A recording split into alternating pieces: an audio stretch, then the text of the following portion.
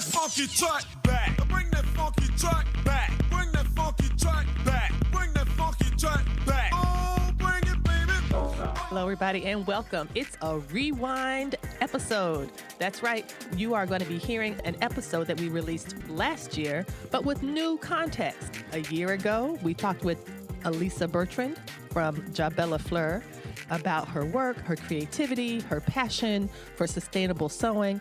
And now, 1 year later, guess who has a 2-page spread in Vogue magazine? Alissa Bertrand. I'm excited to be able to talk with her again. We had a very brief phone call because she's been incredibly busy. She is our very first official Rewind episode. Stay tuned so you can listen to the phone chat that we had, and then it could be an introduction to her fantastic episode from last year. So stay tuned. Hello. Hello, Alissa. How are you? Good. How are you? It's so good to hear your voice. How are things? Congratulations. Thank you. Everything is good. Just working on stuff, trying to get things put together and moving along. Thank you very much for taking the time to have this call with me. I know you have got to be swamped, but I was like, oh my gosh, she's in Vogue. Not shocked or surprised, but so delighted. I'm so delighted. I'm so thrilled for you. What's it like? What can you tell us about how this came about?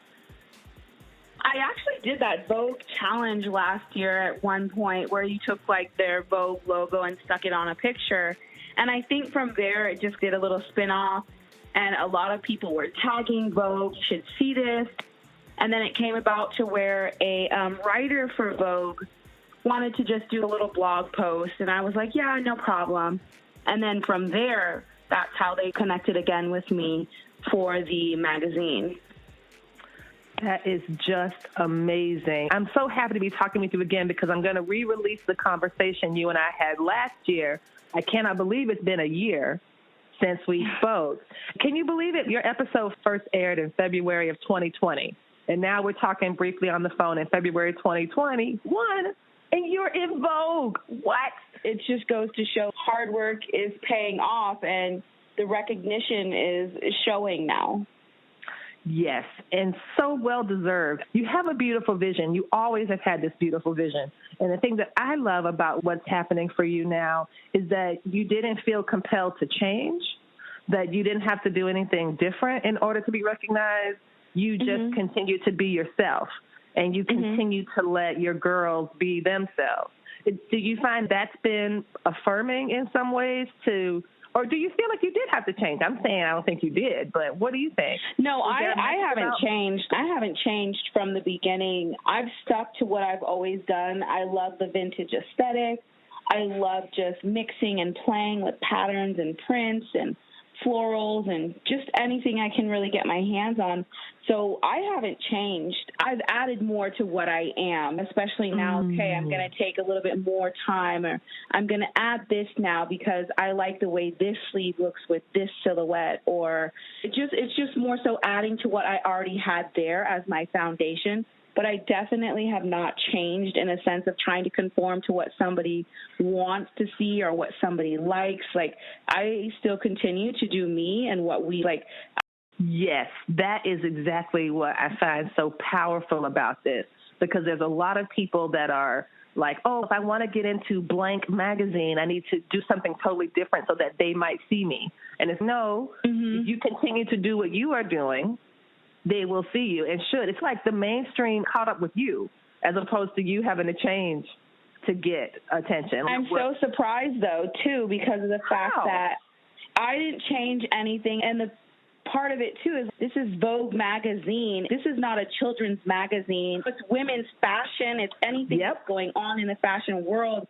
And then to have 2 pages of children printed in an adult magazine for fashion, I was just like, this is beyond what I had ever expected or even thought of last year or the year before when I started my Instagram. It's just amazing. But I hope, though, it's being recognized in the right way and manner, and not just because it's, okay, all of a sudden people want to start paying attention to Black artists, Black writers, Black, people in this type of field that was never really allowed or had that way paved in a sense to where it is now. I don't know if companies are, let's search for Black people so we can put them on our page and have a square. I like to reiterate that a lot as well. I'm not changing for you. If you like what you see, it's because you see something there that intrigues you and not because of the color that you see in the image.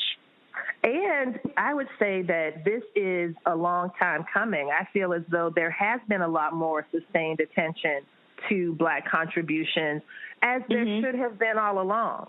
So they're just late. It really is. They're just late. And so I certainly would never take on any type of, oh, you're just getting this attention now because you're Black. That's bullshit. We get a lot of things because we're Black, like state violence and police abuse, but attention and praise just for being Black, that's not a thing. That's not a thing. You have done such beautiful and amazing work, and you always have.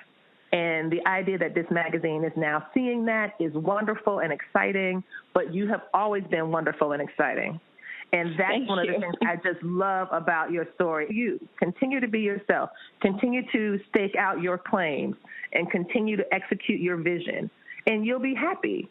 And if somebody sees it, a big magazine, whoever sees it will recognize that. And it's nothing that you have to do. Let me ask one last question, because I know you're in the middle of homeschooling the girls. How have they responded to all this attention and all this? I love the stories that you told about them and how they have their own unique vision, their own unique style. And I love how in your parenting of them, you are encouraging them to embrace that. You're not trying to get them to change. They have no idea that they would even probably want to change. How have they responded to this attention? Sometimes I don't think they really realize that, like, this is something major. But then, again, it just shows how humble they are in the sense of it wasn't expected, but they had something, and it was amazing for them, and it was a great feeling. Change-wise, we're still the same group. We're still the same people that we were from the very beginning, and just really thankful for all of these opportunities and things that we get to experience because of what we do and the things that we create together. Yes, I just love that. Alissa, thank you so much for taking this phone call. Thank you so much for squeezing me in the middle of what must be an incredibly busy day between teaching and designing and just being fabulous and living in your amazing house that looks like a museum. Busy with that. But thank you so much. I'm so grateful. I feel really lucky, as well as really smart and very correct, because I knew years ago that you were going to hit. I knew that your work was special and amazing, and you continue to prove it every day. So congratulations. Thank you. Thank you so much. That was a phone conversation I was fortunate enough to have with Alissa Bertrand just the other day. But now we're going to turn to our episode from February 2020 that helps us to learn a bit more about how she got her great start. And a quick note on production. This episode was recorded in 2020, a year ago. I have grown quite a bit in my podcasting skills since then, so enjoy all the little nuances of this rewind episode.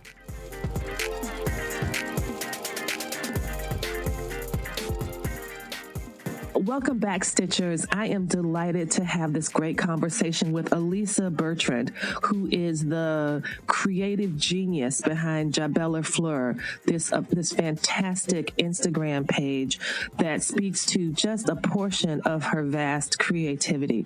Alissa, thank you so much for joining us today. Thank you. Thank you for having me. So I wanted to talk about your approach to fashion overall, but first to get a little bit of your background. When did you start sewing, and when did you start to create such a unique vision for your work? I started actually sewing probably about 10 to 15 years back, and it occurred, I used to get these little cross-stitch kits from my aunt, who was also a seamstress and had her own shop. And I used to hate it because I'd get cross-stitch and everybody would get these really cool gift cards to somewhere, and I'm getting a cross-stitch kit. And it just stemmed from there of like really hating it and then just evolving into enjoying it and just picking it up. And I actually started taking my first official sewing class when I was in high school for an elective, rather than cooking. So it started there with making boxer shorts and scrunchies. But my actual aesthetic and what I create now stem from just years of loving patterns and textiles and just putting them together and creating what I liked and enjoyed seeing. Yeah. That's really fantastic. This idea that you started from being like a slightly sullen kid who was like, how come I don't have gift cards to the movies? Yeah. How come my present is this hoop and this big needle and some tapestry thread? Like, what kind of gift-giving foolishment is this? And you transitioned into taking sewing voluntarily. Like, what made you decide between cooking and sewing in school? I was just like, I don't want to be in cooking. I took cooking when I was in junior high, and I thought it was the most boringest thing ever to have to sit and listen to a teacher tell you like measuring and scooping and powdered sugar. That was just not me. And I was like, this is so boring. So when I got to high school, it was either cooking or sewing. And I was like, I am not doing cooking. And I cook and I can cook very well, but I did not want to learn cooking, though it wasn't an interest like that. So when I did get that little tapestry kit with cross stitch, I was like, this is awful. And now to this day, the funny thing about that cross stitch is one of the coolest things that I've made to this point was some jackets, like some really nice coats for my girls made out of all kinds of tapestry pieces sewn together. So it's like ironic. It's come full circle. Yeah, it has. Right? It really kind of come full circle. Exactly. The thing I hated the most turned out to be one of the most gorgeous things I've ever made. So it was like, yeah. That's amazing. It reminds me in some ways of my story. When I didn't start sewing until I was in graduate school. And so my mother sewed, my grandmother sewed, my aunt sewed, everybody sewed, and I wanted nothing to do with it. I was like, ugh. My mother would make me these gorgeous outfits and for my two sisters. And I'd be like, why can't I just get my clothes at the mall like everybody else? And when I started graduate school, I was like, no, I'm doing my radical Black feminism. I do not want to be chained down to some domestic tasks, blah, blah, blah. Girl, I started trying to write that dissertation and I was like, ooh, I need a hobby. I was like, this is really hard. And my hobby became sewing. And then ever since then, I have not stopped. And I got out of graduate school 20 years ago. And so it has been the same idea. My mother like marvels now. And she was like, I remember when you didn't like sewing and now you're like better than me. And I was like, I don't know if I'm better than you, but I do love it. And so it's really, I think ironic is the perfect word for it. So I want to talk about your approach and the blending of textiles. I love the images. I was thinking actually about the image of your girls on the back of Sewn magazine from, I think this is is it the September, October issue? Mm-hmm. And again, y'all, if you are not subscribing to Sewn magazine, why are you not? Because the thing that I saw in that image of your three girls, before we get to that image, tell us about how you came up with the name JaBellaFleur. Okay, so JaBellaFleur is actually my name combined with my three girls that I designed for. So J.A. in the beginning is my two oldest twins, which is Jayla and Jada. The A.B. in the middle, which is my name, Alissa Bertrand. And then the Ella at the end is for my youngest daughter, who is Ella. And then Fleur, which is flower in French, because I love anything flower prints, flower anything. Yep. That's a combination of us and who we are. And it speaks so well to the project itself. And the name itself is organic. It's because of the fleur, because of the origins, and it just works so beautifully. And it reflects so beautifully the work that you create and produce. And that's something that I think I see when I look at your work is, I think, organic. I think that the creative process that inspired this look is something, it seems it's a sign of someone who trusts themselves and knows themselves. Mm-hmm. And something I love about it is that it's teaching your girls to do the same, it seems to me. And so I was asking you about the Sewn cover. Can you talk a bit about that process and where that photo was taken? So for Sewn, I did a repurposing of jeans material for that issue. But the back cover, which is what you're speaking of, is a picture with them wearing white dresses that were all recycled from just white garments, skirts, blouses, dresses. And I took all that apart and used those materials again to create 3 dresses for them. And that picture was actually taken in Florida at the Bach Gardens, which was just gorgeous and beautiful. And the dresses just blended in so well with this like lush green background. And that's how that was created for I purposely created it to go out there. And I was like, I want to do something in white. So it just happened to work out perfectly. And the first thing I saw, and this is something that I see when I see some of your other photos, I kept thinking about Beyonce's Lemonade, the visual album. And I think what Beyonce is pulling on there is scenes from Daughters of the Dust and just I love that movie, by the way. See? I love it. And that movie alone, though, I'd hate to say, I wish I could recreate so many of those scenes. You can tell. I can see it in the work. And for those of you all who might not know Julie Dash, Daughters of the Dust, this beautiful story set in the South Carolina Sea Islands and about home and memory and progress and love and intimacy. It is, I think, a Black feminist classic. Would you say? Is that how would you describe it? I definitely would. And just somebody looking for their own and versus having to follow what somebody else has said, no matter what it is. So that movie is just amazing. And just the cinematography alone is just worth watching as well. Absolutely. And I think that I think it's really an underappreciated classic. I think maybe people, like for me, I learned about it in graduate school as part of my studies. And that's when it first came to my attention. But I think that people now, if they know about, no, I can't say for everyone. I hate to say people do this, people do that. It seems like Lemonade, if you study Lemonade, the visual album, which is something I do in my class, there's a Lemonade reader, a Black feminist reader that talks about all the different historical elements of the visual album. And hopefully there's people who are being introduced to Julie Dash through Lemonade, because all of Lemonade is a, hybrid, right? It has the poems of Warsan Shire. It has a lot of the cinematographic elements from other places and things and references, and it's multi-layered and multi-dimensional. But I think that your picture of the 3 girls it just felt very New Orleans to me, and maybe it's because of the fence behind it and then the organic, the plants and stuff.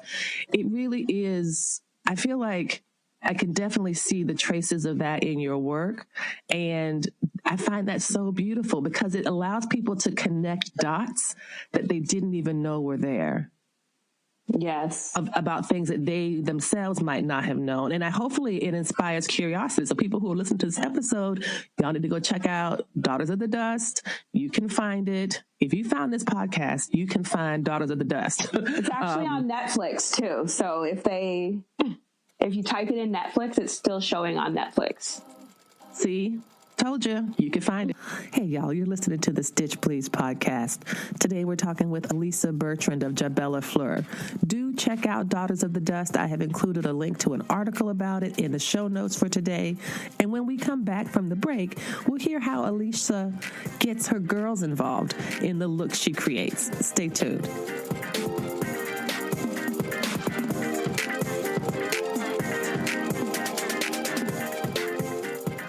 Here at Stitch Please, the official podcast of Black Women Stitch, we talk a lot about sewing.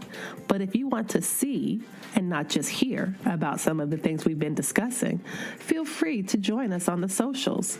You can find us at Stitch Please on Facebook, and you can also find us on Instagram at Black Women Stitch.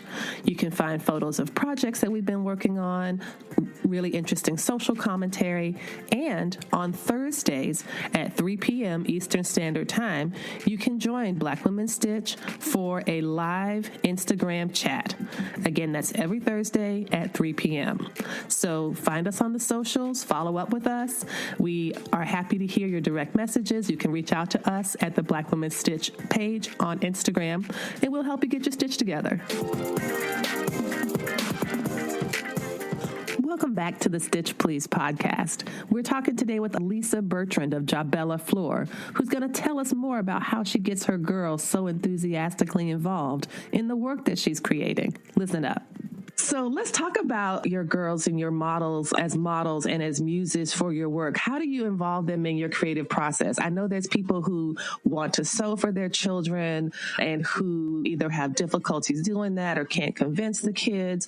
And I think I also want to emphasize that when you think about children's sewing, you need to throw everything you know about children's sewing out the window if you want to appreciate what JaBellaFleur is doing, because she has, in my mind, completely radicalized the creative possibilities for apparel for children. This is someone who has such a capaciously creative spirit, Alissa. That's how I see you, as a capaciously creative spirit.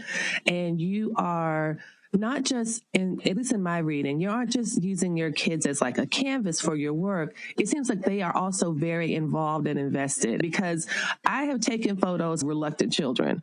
My boys are pretty reluctant models. And so I know that look, and it's, oh, Mom, please, another one? Oh, that's enough. But your images that you get don't evoke that at all. It does seem like a partnership. And it seems like one of the things I love about what you're doing is that I think that you're teaching your girls something through your work. So can you talk about what their involvement is like? So I actually design particularly for each one in mind. So I know one of them can't stand pink, so I won't make pink for her. I know one, really likes shorts and culottes and won't wear necessarily anything that's pants and things like that. So I design for them, but I do mix in a lot of prints that I really enjoy. And I definitely create for them, which means I do involve them. So I'll ask them, do you like this? Do you like this color? Do you like this print? And so forth. So I do bring them into the process like that. But a lot of the times I do also create what I like, just as a designer's aspect. And the funny thing with them is whatever I make, though, they're so in love with, which is like so fun, because it's for them and they know that, and they're like really happy, I think, for that part. So I think when they're younger, it's a lot easier, because obviously when you have younger children, you go and shop for them even in a store and you purchase whatever you want for them, and then they wear it. But it's like when you start, as they get older, I would encourage those who do want to sew for their children to bring them into the process, even take them to the store. What kind of fabrics or materials or prints do you like? Is this one scratchy, as the girls would say, or this one's too whichever they might create or think of something as in their terms of how something feels, but involve them, because then it becomes more of a fun process and it's something that you can do together with your child. And tell me, how long have you been sewing for them, and what is your background in terms of pulling these kind of looks together? How did you start to say, you know what, I want to use JaBellaFleur, I want to create this brand, I want to create this project, I want my creativity to show up in this way? I just really love prints and color, and I'm almost to the point of like, why don't people use more color and print in what they do? And I really pull from like vintage, because vintage, or even just older, like 80s, 90s prints, to me, there's nothing like it. And there's nothing that compares to it even today. So that's where I get a lot of my inspiration from. And then it's just a combination of putting things together and, oh, wow, this print really makes this other one pop, or the colors combine together.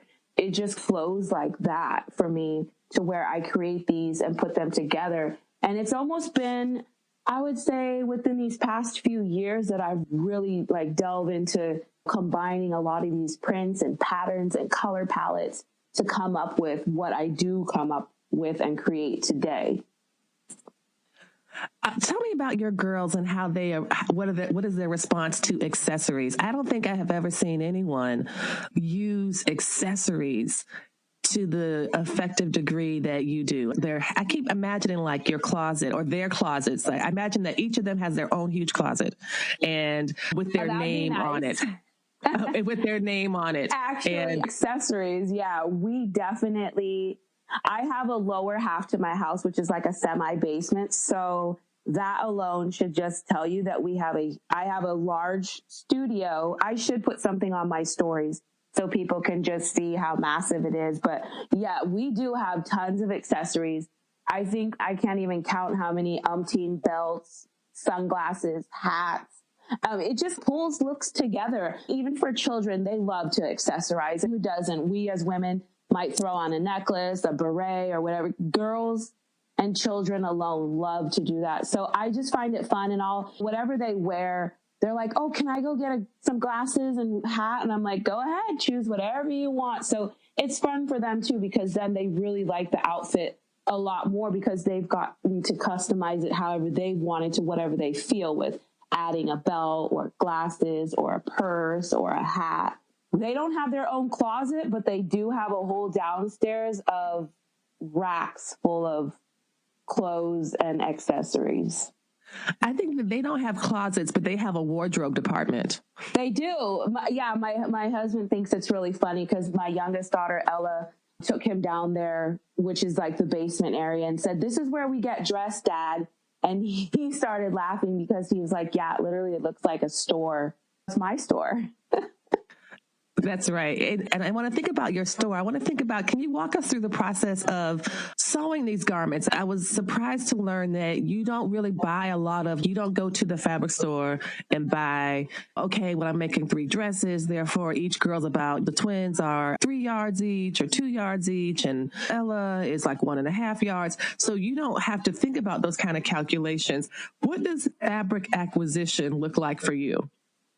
I really don't buy fabric because of the fact that, first of all, it is so expensive to buy it nowadays. Then you multiply that by 3 children times the yardage. The math alone right there is just crazy. And I can honestly never find the prints that I like. I'm very eclectic when it comes to prints, and I'm very specific when it comes to color. So if I can't find it, I'm like, scrap the whole store. So I do a lot of thrifting, and that's where a lot of my repurposing and sustainable fashion comes from, because I repurpose pretty much anything and everything that I can get my hands on. So that's where it comes from. And that's why you'll also see the girls never really matching, but in a coordinated way. So they might all have a blue, or they might all have some sort of floral print, but it's never really matchy because I don't buy fabric by the yard.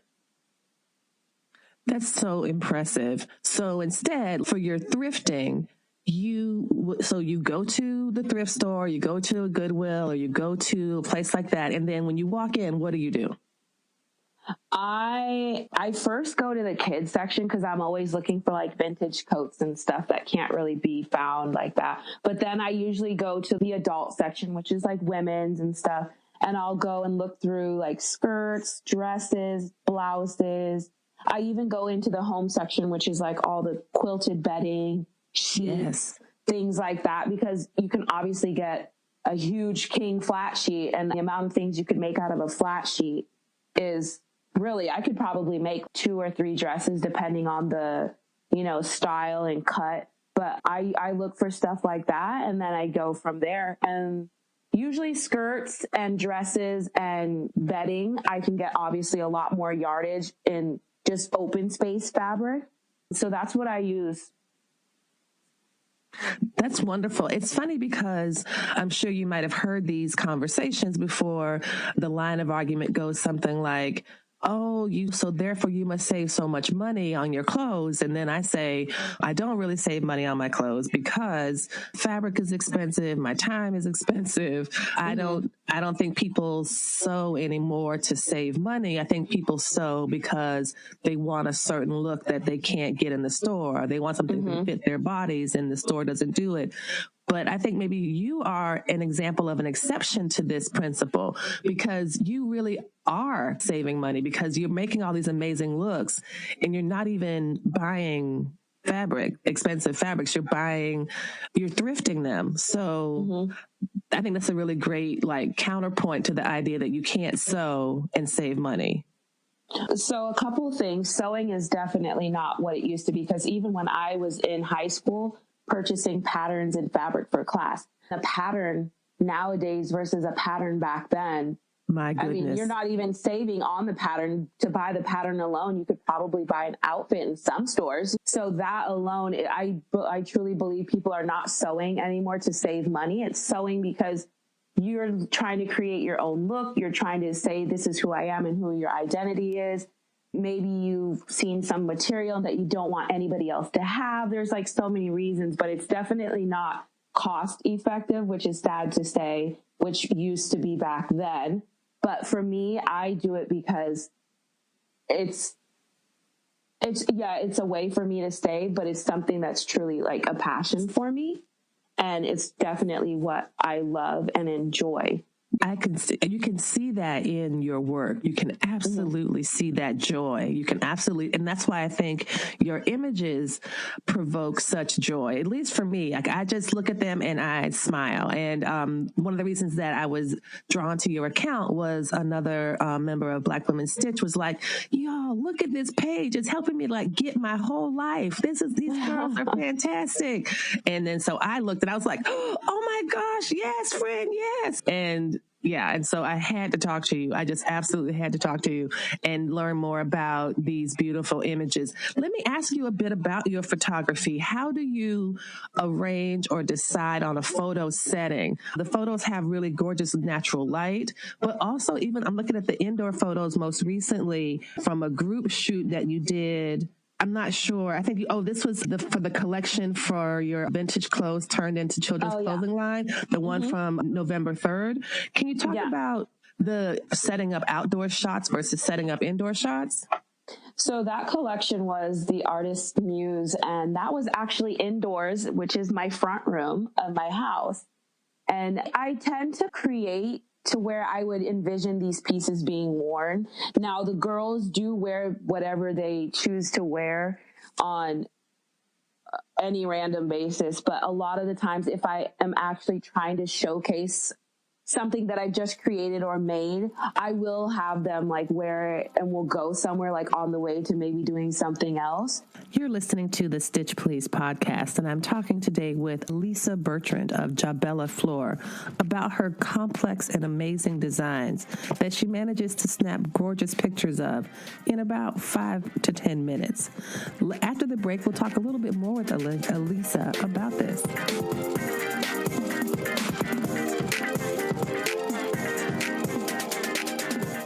Hello, Stitchers. We have a limited edition opportunity for you to support the Stitch Please podcast and the Black Women Stitch project as a whole, and get some more fabric in your collection. These are mystery fabric boxes of fabrics that have been divided into woven and knit. There's boxes that are stuffed with black and white fabrics. There's boxes of chevron fabrics. There's boxes of fabrics called, I think, adventure or nature or something like that. And these are completely full of fabrics. These are medium flat rate USPS boxes that can be sent directly to you for $30, and that shipping is included. So if you're interested in building your stash or taking a chance on some really cool fabrics, let me know. You can DM me on Instagram at Black Women Stitch, or you can send me an email at blackwomenstitch@gmail.com, and we will send you a mystery box of very cool fabrics, $30, shipping and insurance included. And that'll help you get your stitch together too. Thanks.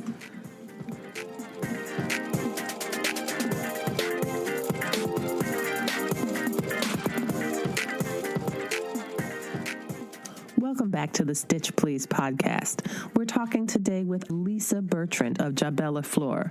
We've been talking about her photography, her amazing creativity, and now we're going to talk a little bit about why no one actually owes you a smile. Stay tuned.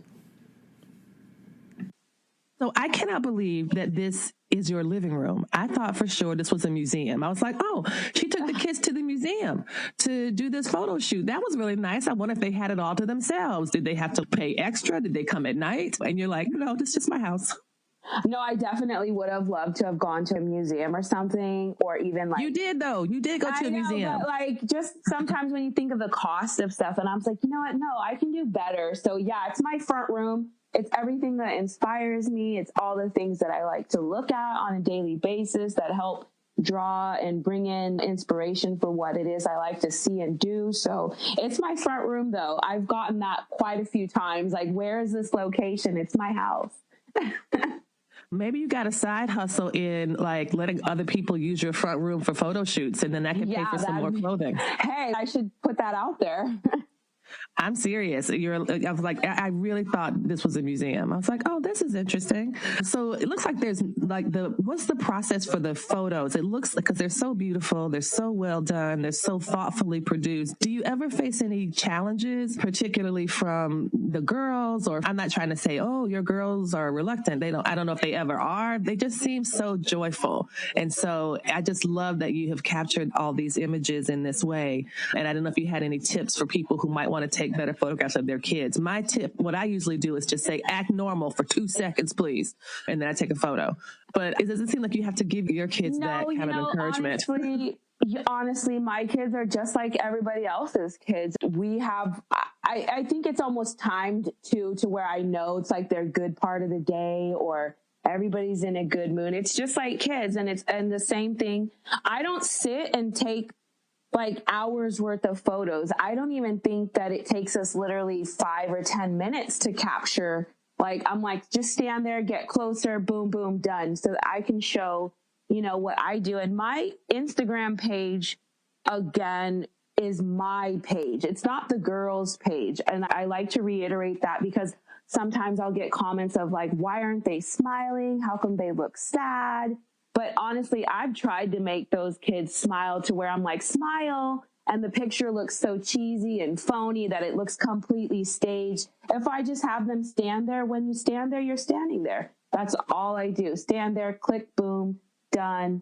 And we go about the rest of our day. We do what we do. I've even asked them to, like, why don't you guys smile? Because a lot of people do expect children to smile. And it's almost like I'm forcing you to smile, but why don't you smile in these pictures? And my youngest one was so cute. And she was like, because the LOL girls don't smile and they're cool. And I'm like, you're basing it off of a doll and like their opinion and what they see, and just how children are these days is they see that. And even in school, it's like they see it on cartoons and things. So it's hard to get away from that. But I do encourage them to be themselves at all times. That is fantastic. I was thinking, as you were thinking, I was like, children are encouraged to smile a lot. Who else is encouraged to smile a lot? Grown-ass women. You're walking down the street minding your business and someone says, hey, smile. And it's, I don't owe you nothing. I don't even know you. Exactly. I don't know why people associate because you smile like everything's happy-go-lucky and everything is great. I walk around most of the day in a great, awesome mood, but that doesn't mean that I'm smiling. So we need to like look at things in a completely different way, just how we've been trying to make progress with so many other things. Smiling doesn't mean that you're either happy or sad, because how many times have you met somebody smiling in your face and it's completely opposite? So I think it's just the same for children. Just because they're not smiling doesn't mean they have a horrible childhood or a gazillion other things that could probably be going on. I agree with that. And no one owes you a smile. Children don't owe you a smile, because I think when people, and this is usually men, I have never heard a woman tell another woman to smile walking down the street. This is men telling women to smile. And it's just, I am not here for your entertainment or amusement. I am just trying to get from my office to the parking lot, dude. Like, I am trying to get over here to the CVS before it closes. I do not owe you a smile or an interaction of any sort. And so I tend to think about this in terms of power. I appreciate your assessment about emotions and feelings and honesty and integrity. I see it as power. There's been movements by women to stop forms of street harassment. And of course, some might say that, telling someone to smile isn't street harassment. And I'm like, it's not street encouragement. It's using this notion of, this is what I want to see when I look at you. And it has nothing to do with what you really feel. Definitely like the way that was put, because in all honesty, I'd probably have to start using that when I start getting comments on, why aren't they smiling in the picture? Well, because this is the aesthetic that we're going for. And exactly, we don't owe you a smile. If you want that, then you probably need to look elsewhere, because I allow the girls to pose in whichever form, as long as it's not provocative, which I really do not go down that road with them. And the good thing is they don't do that. So I don't have to be like, no, we're not doing that pose. Or a lot of the time it's just natural. They're standing there. They're either turned at an angle. It's whatever they're doing at that moment that my phone clicks picture and they're standing there. So exactly. Did you say your phone clicks the picture? Yeah, I do. I have an iPhone. I have the XR. I take this thing everywhere. It's obviously a ton easier than taking a camera. I can load and do whatever I want right then and there.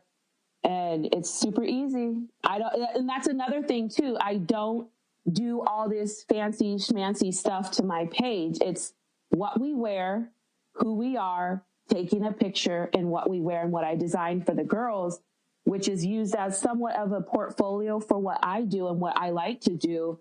So it's just simple, just a simple phone. I just wrote down iPhone XR because I have been doing a lot of intense research for my Christmas present. We're recording this, everybody, about a week before Christmas. And my husband, we talked about this. I was like, I want to get a new phone. My phone is an iPhone 6S Plus. It's about the size of an old school telephone book. Yeah. And the pictures are fine, but they're not as good as the new cameras. And so I just wrote down iPhone XR. I cannot believe that's yes. And I want to get a new iPhone because of the photos. So I'm pretty excited about this. So I just totally put a note on that. Let me ask you about just two more questions. One, you mentioned your favorite garment, and I want to mention one of mine and ask you about the process. And then I want to hear some more about next steps from you. So I'm thinking about the photo of Ella this is also in November. It's that dress with all the pom-poms, not a dress, it's a jacket with all the pom-poms. Oh, yeah. Yeah. Oh my gosh. Please tell me more about that. And sometimes I wonder if she gets these pieces she also has the one with the fabric that's just hanging, almost like a latch hook, that it's like all the different strands. That was like a repurposed bundle of t-shirts. Amazing. And so I'm like, does she get these because she's the smallest? Because that would be my strategy. I'd be like, yeah, I'm gonna try to make as few of these as possible. I don't know. That is another gorgeous. Thing too. Ella gets I would say probably what people might see is like, why is Ella in a lot more pictures than the two other ones? Ella is smaller, so I can make Ella like a size 5 or 6 versus the other girls who are probably a 10, 12. And when you're repurposing a lot of the stuff, depending on what it is, you can make more or less. So Ella gets a lot of that stuff, although they can rotate most of those jacket pieces. The one with the pom-poms was just an idea. I was like, wouldn't that be cool to have like pom-poms all over a jacket? Like, what girl wouldn't? So I was like, I'm going to use up all these piles of yarn that I have, thinking that I'm going to crochet or something, which I never am. But I was like, let's make poms. So I was like, okay, I had the whole bag of pom-poms, and I'm like, what do I do with these pom-poms? So I made a jacket just out of just regular cotton. And I was like, okay, so then I hand sewn all the pom-poms on, which was like goodness. Almost a nightmare in thinking of, this is the most amazing thing ever, not knowing how much work was going to take because the pom making, then hand sewing them onto the jacket. But the outcome was like super fun and vibrant and colorful, and she loves it. So that pom-pom jacket is a definite keeper, but it's definitely not a let's go run and play in the park jacket. It's more of a statement piece. Absolutely. And the statement is, your mother really loves you. Yeah, right. And took all this time to make a pom-pom jacket. So absolutely. It is so gorgeous. And I love we were talking a minute ago about smiling versus not smiling. And I love the natural aesthetic, how you're letting the girls be themselves and encouraging them to be themselves. And I see that with their hair. I see that with their looks. How has your fashion aesthetic that you've been producing for them, how's that influenced their own styles and how they like dress for school, or how do they have their own unique style, or do they ever seem to want more pedestrian looks? I feel like you're really cultivating their independence in really positive ways. So for school-wise, they actually wear a uniform, so I don't have to really... So like weekends for us, though, is wear whatever you want. Let's go over the top and like what we can create and come up with. But they definitely do have their own aesthetic. I have one that's one of the twins, Jayla. She's more so, let's just throw on a t-shirt and jeans. And then she'll have times where I want to go over the top, to where I'm like, are you going to wear that like today when we're just going to the groceries? It just depends. It really depends. But we try to go over the top because they only wear regular, what we call street clothes on the weekends, because they do wear a uniform. That's great. I mean, this is almost an example of what a uniform was meant to generate, right? That the kids don't have to think about what they're going to wear to school, and they can concentrate and focus on what they're doing. And then on the weekends, their closet is their oyster. They can really do it up over the weekends. That's fantastic. I have just learned so much. Thank you so much for this conversation. Let me ask you, what are your next steps? What do you imagine the next phase in the JaBellaFleur project to be?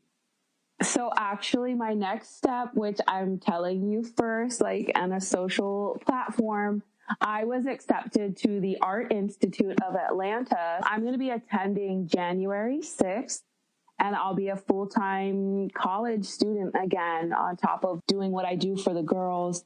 But I hope to obviously one day be in a store so that I can share my designs with a lot of other people that like something different, especially for kids. That's not some sort of emoji shirt or basic jeans or something. It's going to always have print. It's going to have color. It's going to have pattern. It's going to have everything. Oh my gosh. Congratulations. I am so excited for you. This is incredible. This is really wonderful.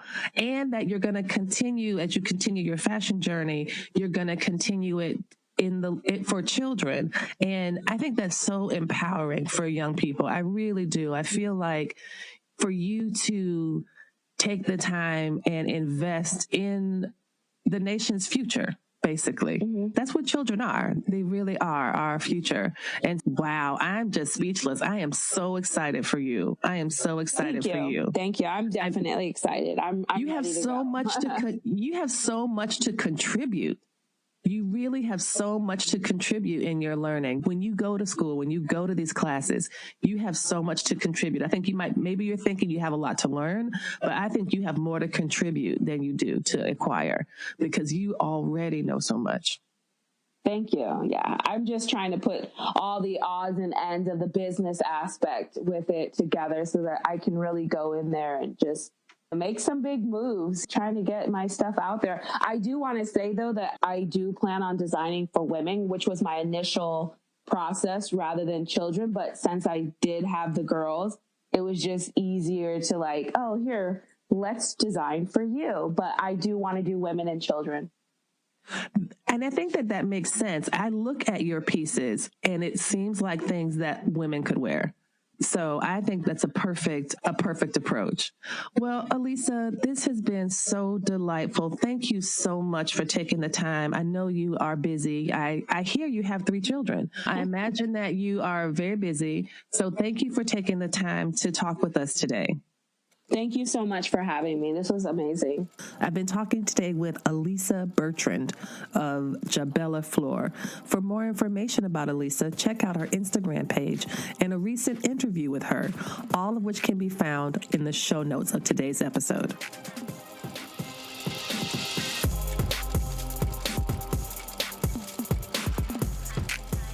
You've been listening to the Stitch Please podcast, the official podcast of Black Women Stitch, the sewing group where Black Lives Matter. We appreciate you supporting us by listening to the podcast. If you'd like to reach out to us with questions, you can contact us at blackwomenstitch@gmail.com. If you'd like to support us financially, you can do that by supporting us on Patreon, Patreon. And you can find Black Women Stitch there in the Patreon directory. And for as little as $2 a month, you can help support the project with things like editing, transcripts, and other things to strengthen the podcast. And finally, if financial support is not something you can do right now, you can really help the podcast by rating it and reviewing it anywhere you listen to podcasts that allows you to review them. So I know that not all podcast directories or services allow for reviews, but for those who do, for those that have a star rating or just ask for a few comments, if you could share those comments and say nice things about us at the Stitch Please podcast, that is incredibly helpful. Thank you so much. Come back next week and we'll help you get your stitch together.